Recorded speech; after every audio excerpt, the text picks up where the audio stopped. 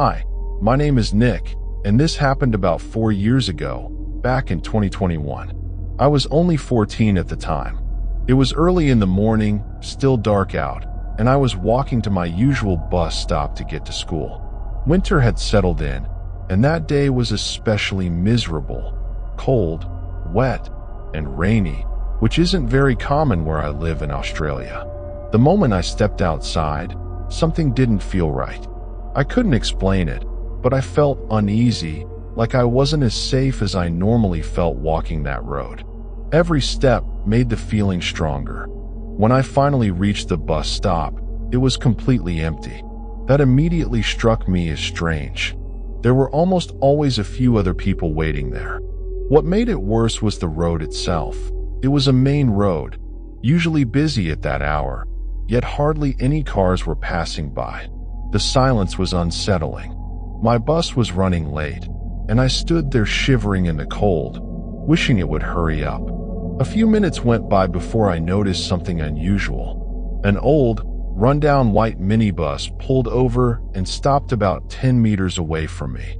All the windows were covered with curtains, making it impossible to see inside. Sitting behind the wheel was an older man, probably in his late 50s or early 60s.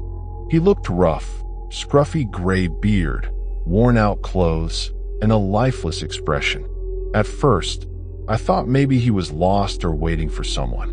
Then I realized he was staring straight at me. My stomach dropped. I froze where I stood. A second later, I saw his expression change, just for a moment. A faint smile crept across his face before fading back into that empty stare. I looked down at my phone, pretending to check the bus schedule, but my hands were shaking so badly it was hard to hold it steady. The bus should have arrived 5 minutes earlier. When I glanced up again, he was still watching me. There was no one else inside the minibus. Just him. And something about the situation felt wrong. He didn't look like a bus driver at all. Time dragged on. Each second felt painfully slow. I felt like I was on the verge of crying. Then the minibus began to move. It rolled forward slowly, inching closer to where I stood. That's when I heard it, the quiet click of the door unlocking. My heart started pounding. I was ready to bolt. And then, out of nowhere, I saw my school bus approaching down the road. I ran forward, waving my arms desperately to make sure it stopped. As I climbed on, I looked back one last time. The man was closing his door. Moments later, the minibus pulled away, driving off in the opposite direction. I never used that bus stop again. Even now, whenever I pass by that place, I find myself scanning the road, half expecting to see that same old white minibus. But I never have. And every time I think about that morning, I can't help but wonder what might have happened if my bus hadn't arrived when it did.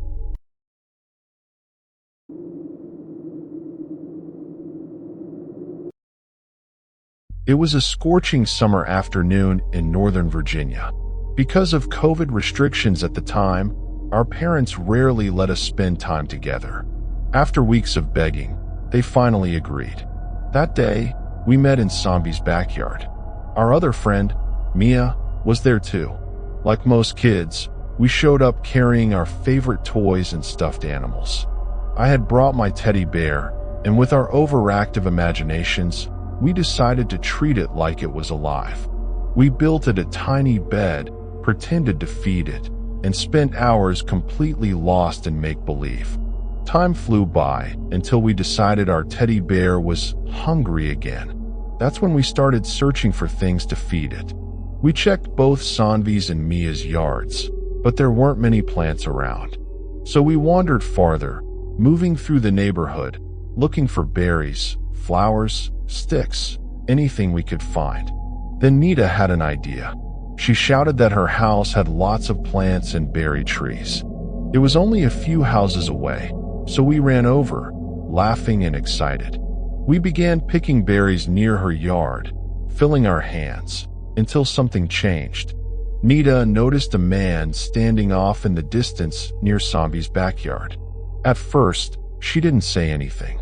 We kept picking berries, trying to ignore the strange feeling creeping in. Then Sanvi quietly pointed and whispered that the man was walking toward us. At first, we thought he might be someone who worked in the neighborhood, maybe a gardener or someone doing yard work.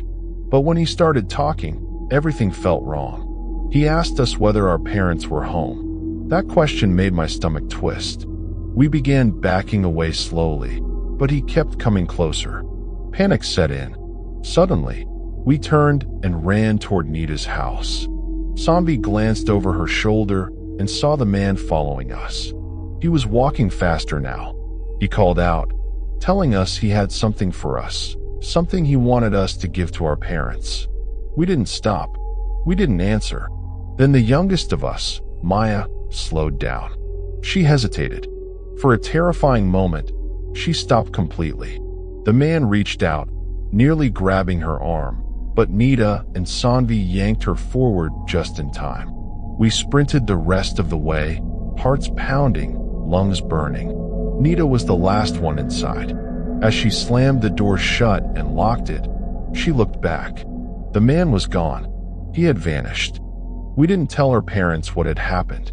We convinced ourselves it was nothing, that maybe he really did just want to talk to them.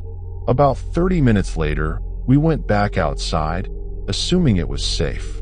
We returned to Mia's backyard and started playing again, trying to forget what had happened. That's when Mia's dad came rushing downstairs. His face was pale. He looked terrified. He asked if we had seen a man hanging around the backyard. He was holding his phone, breathing heavily, and then he showed us a video. It was the same man. A neighbor had caught him on camera trespassing, approaching kids, and attempting to lure them with candy. When confronted, he claimed he didn't speak English and said he was just picking up trash. But we knew better. Even now, we still think about that day. We wonder what would have happened if we hadn't gone looking for berries. If we would even be here to tell this story. Or if something far worse was waiting for us.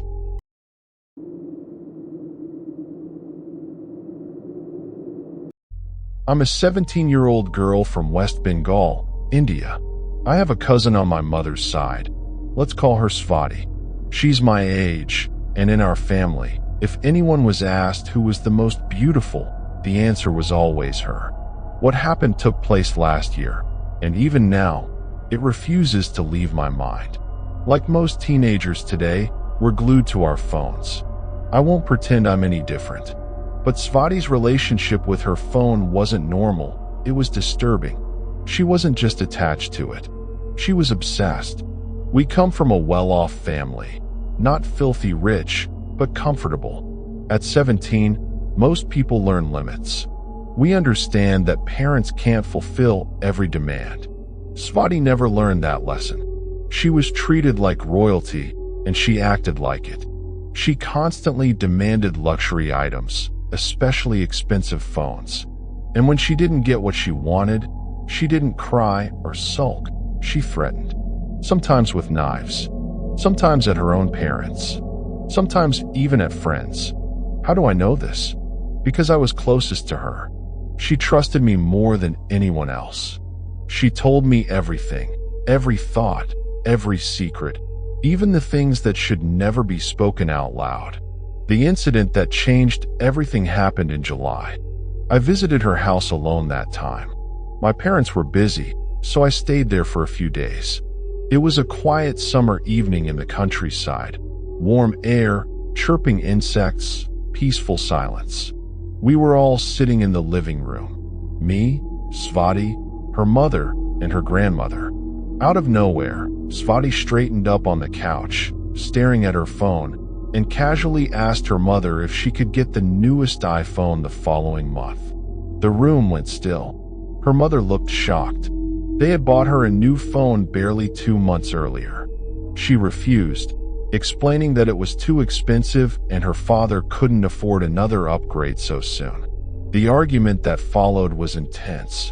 It escalated so badly that her grandmother pulled me out of the room, unable to listen anymore.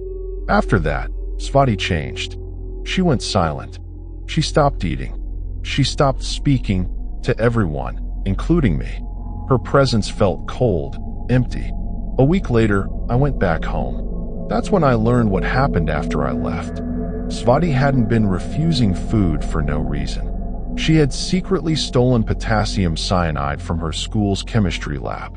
She mixed it into her lunch in a way that made it appear as if her mother had poisoned her. At school, she collapsed. She was rushed to the hospital. There, she told the police a horrifying story, that her mother had starved her for days and then deliberately poisoned her food. Her mother was arrested. She spent an entire month in prison. Our family was humiliated, shamed, but there was no solid evidence. Eventually, her mother was released. So how did I know what really happened? Svati told me herself. She spoke with excitement, almost pride. Her voice was light, thrilled. Even now, remembering it sends chills down my spine. She wasn't just manipulative.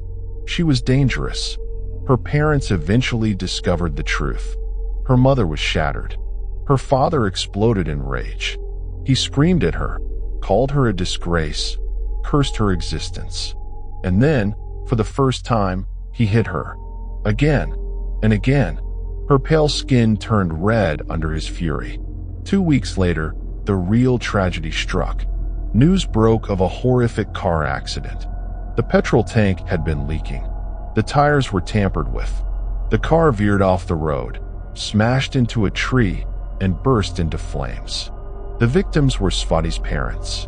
The moment I heard, my stomach sank. I prayed my instincts were wrong. They weren't. That night, Svati confessed to me with a wide, unsettling smile. Her eyes sparkled with childlike excitement. She had sabotaged the car. She had killed them. I felt nauseous. I couldn't breathe. I couldn't sleep. Not that night, not for weeks. All of this because they refused to buy her a new phone. There was no investigation. The police declared it a tragic accident. But it wasn't an accident. Now, Svati has been sent to South Korea to live with distant relatives. I've completely cut contact with her. I may not love her anymore, but once she was like my sister. I don't want revenge. I don't want punishment. I only hope she gets the psychiatric help she desperately needs before someone else pays the price.